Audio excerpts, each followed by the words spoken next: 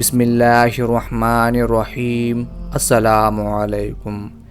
محترم ناظرین، ہم جانتے ہیں کہ کبوتر کے پاؤں سرخ ہوتے ہیں اور اس کی گردن پر دھاری نما ہار ہوتا ہے، اور کبوتر ہمیشہ مسجدوں، مزاروں اور خانقاہوں کی عمارتوں پر ہی زیادہ تر دکھائی دیتے ہیں۔ اس پرندے کو لوگ بڑی عزت اور وقار کی نگاہ سے دیکھتے ہیں۔ کبوتر کو امن کی علامت بھی تصور کیا جاتا ہے، مگر دوستو، کیا آپ جانتے ہیں کہ اللہ تبارک و تعالی نے کبوتر کو یہ مراتب کیوں اور کیسے عطا کی؟ اگر آپ جاننے کی خواہش مند ہیں تو اس ویڈیو کو مکمل دیکھیے۔ محترم ناظرین، کبوتر کی اس عظمت کی حقیقت براہ راست طوفان نوح اور حضرت نوح علیہ السلام سے وابستہ ہے۔ روایات میں آتا ہے کہ طوفان نوح گزر جانے کے بعد حضرت نوح علیہ السلام کی کشتی جودی پہاڑ پر پہنچ کر ٹھہر گئی، تو حضرت نوح علیہ السلام نے روئے زمین کی خبر لانے کے لیے کسی کو بھیجنے کا ارادہ فرمایا، تو سب سے پہلے مرغی نے اپنا ارادہ ظاہر کیا۔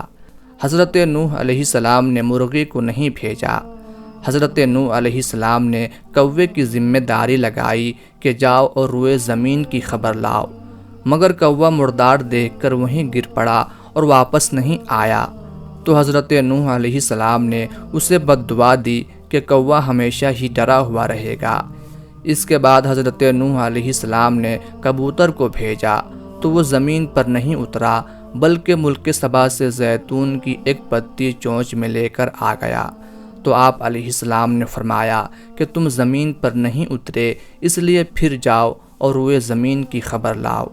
تو کبوتر دوبارہ روانہ ہوا اور مکہ مکرمہ میں حرم کعبہ کی زمین پر اترا اور دیکھ لیا کہ پانی زمین حرم سے ختم ہو چکا ہے اور سرخ رنگ کی مٹی ظاہر ہو گئی ہے۔ کبوتر کے دونوں پاؤں سرخ مٹی سے رنگین ہو گئے اور وہ اسی حالت میں حضرت نوح علیہ السلام کے پاس واپس آ گیا اور عرض کیا کہ اے اللہ کے پیغمبر، آپ علیہ السلام میرے گلے میں ایک خوبصورت طوق عطا فرما دیجئے اور میرے پاؤں میں سرخ خضاب عطا فرما دیجئے اور مجھے زمین حرم میں سکونت کا شرف عطا فرما دیجئے۔ چنانچہ حضرت نوح علیہ السلام نے کبوتر کے سر پر دست شفقت پھیرا اور کبوتر کے لیے یہ دعا فرمائی کہ اس کے گلے میں دھاری کا ایک خوبصورت ہار پڑا رہے اور اس کے پاؤں سرخ ہو جائیں اور اس کی نسل میں خیر و برکت رہے اور اس کو زمین حرم میں سکونت کا شرف ملے۔ یہی وجہ ہے کہ حضرت نوح علیہ السلام کی دعا کے طفیل کبوتر کو اتنے مراتب اللہ تبارک و تعالی نے عطا کر دیے۔ کبوتر کی یہ خاص عادت ہے کہ اگر اس کو 1000 میل کے فاصلے سے بھی چھوڑا جائے تو یہ اڑ کر اپنے گھر پہنچ جاتا ہے، نیز دور دراز ملکوں سے خبریں لاتا اور لے جاتا ہے۔ اور یہ بھی دیکھنے میں آیا ہے کہ اگر کبھی کسی کا پالتو کبوتر اور کسی جگہ پکڑا گیا اور 3 سال یا اس سے بھی زیادہ مدت تک اپنے گھر سے غائب رہا، مگر باوجود اس طویل غیر حاضری کے وہ اپنے گھر کو نہیں بھولتا اور جب کبھی اسے موقع ملتا ہے اڑ کر اپنے گھر آ جاتا ہے۔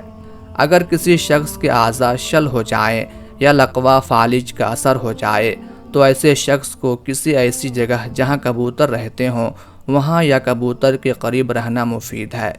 یہ کبوتر کی عجیب و غریب خاصیت ہے۔ اس کے علاوہ ایسے شخص کے لیے اس کا گوشت بھی فائدہ مند ہے۔